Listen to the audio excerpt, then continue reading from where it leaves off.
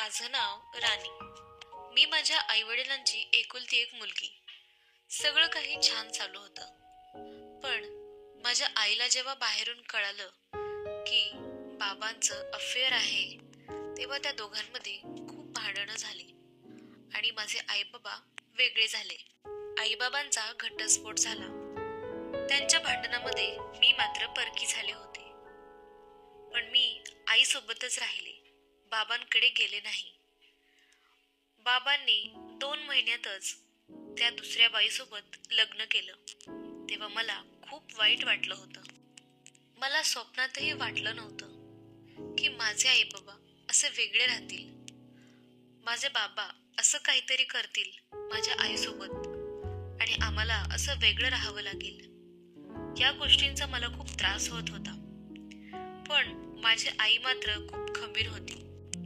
माझी आई सगळं काही एकटीने सहन करत होती. आई बाबा जेव्हा एकत्र होते तेव्हा आईला घरामध्ये काहीच काम नसायचं, कारण बाबा तेव्हा नोकरी करायचे. त्यामुळे आई निवांत होती. पण आता परिस्थिती तशी नाहीये. बाबा नसल्यामुळे आईला घरात सुद्धा आणि बाहेर सुद्धा काम करावं लागतं आणि आई हे सगळं माझ्यासाठी सहन करायची. मी सुद्धा हळूहळू घरकामामध्ये तिला मदत करू लागले. मी अभ्यास सुद्धा करायचे आणि तिला कामामध्ये मदत सुद्धा करायची, कारण आईला बीपीचा त्रास होता. त्यामुळे ती खूप थकून जायची. 4-6 महिने असेच गेले. आई किचन मध्ये काम करत असताना तिला फोन आला आणि कळालं की तिची आई वारली, म्हणजेच माझी आजी वारली आणि आम्हाला दोघींना सुद्धा तातडीने तिकडे जायचं होतं. आई तर रडूनच खूप जास्त घायाळ झाली होती. तिला काय करावं हेच समजत नव्हतं. मी कसंबसं आईला सावरलं. गावाकडचे सगळे विधी पूर्ण झाल्यानंतर आम्ही परत घरी आलो. आई अजून सुद्धा खूप रडत होती. शेवटी किती केलं तरी तिची आई होती ती. म्हातारी जरी असली तरी आईच होती आणि आईची जागा ही कोणीच घेऊ शकत नाही, हे सुद्धा तितकंच खरं आहे. माझ्या आईला एक भाऊ सुद्धा आहे, पण त्याचं अजून लग्न झालेलं नाहीये, म्हणजेच माझा मामा. तो 30 वर्षांचा तरी असेल.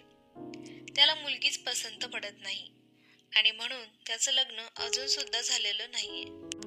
माझी आजी गेल्यानंतर मामा 6 महिन्यांनी आईला भेटायला आला होता आणि म्हणाला, थोडे दिवस मी इथेच थांबणार आहे. एका ठिकाणी मला नोकरी मिळाली आहे.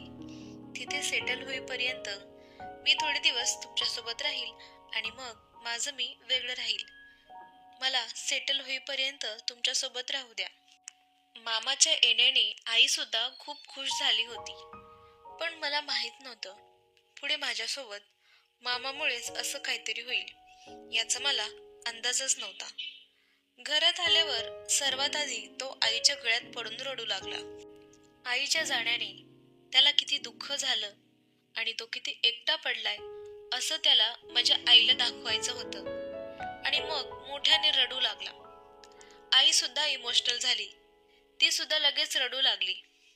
मग मीच मध्ये पडले आणि म्हटलं, आता तुमचा रडायचा कार्यक्रम बंद करा आणि मामाला आधी काहीतरी खायला बनव. माझं बोलणं ऐकल्यावर आई माझ्या मामाला म्हणाली, बघ माझी पोर किती हुशार आहे. मामा पण माझ्याकडे बघून हसू लागला. आई किचन मध्ये जाऊन चहा बनवू लागली आणि काहीतरी खायला सुद्धा बनवत होती. मामाने माझ्यासाठी एक महागडा पेन आणला होता, जो त्याने मला गिफ्ट केला. मामा आल्यामुळे आमच्या घरात आनंदाचं वातावरण निर्माण झालं होतं. पण हळूहळू त्याचं वागणं जरा बदलतच चाललं होतं. माझ्याशी एक आणि आईशी एक असं वागायचा. तो माझ्यात आणि माझ्या आईमध्ये भांडण लावायचा प्रयत्न करू लागला. एके दिवशी मी माझ्या रूममध्ये कपडे चेंज करत होते, पण तेव्हा चुकून माझ्याकडून दार लावायचं राहिलं होतं. माझी नुकतीच आंघोळ झालेली होती आणि मी रूममध्ये माझा ब्रा आणायचा विसरले, जो बाहेर दोरीवर वाळत टाकलेला होता. आणि मला वाटलं आई किचन मध्येच आहे, म्हणून मी आईला आवाज देऊ लागले.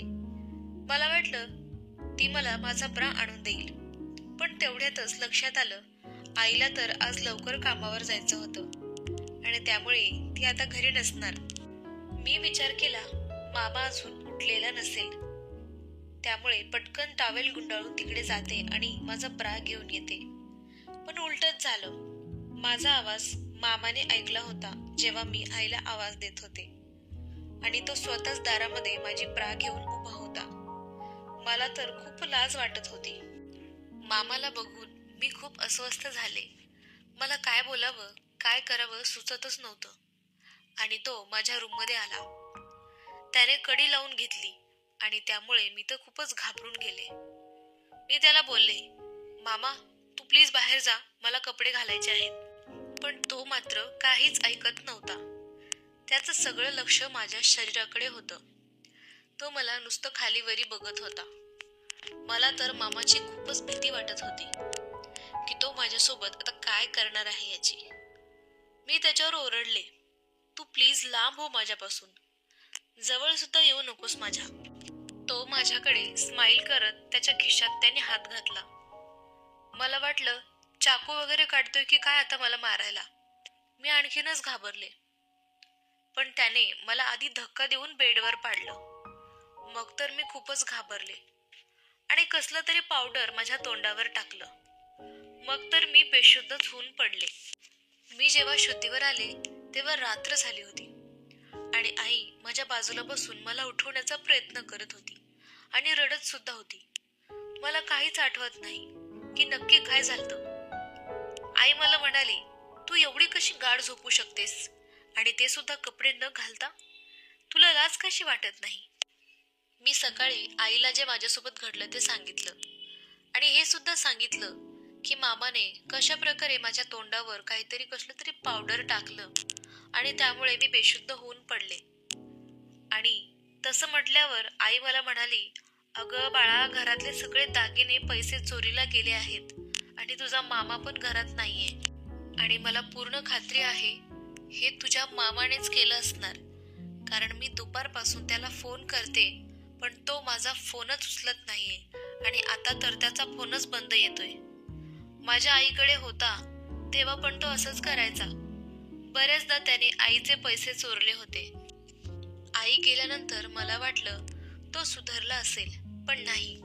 तो फक्त पैशांसाठी आणि पैसे चोरी करण्यासाठी इथे आला होता.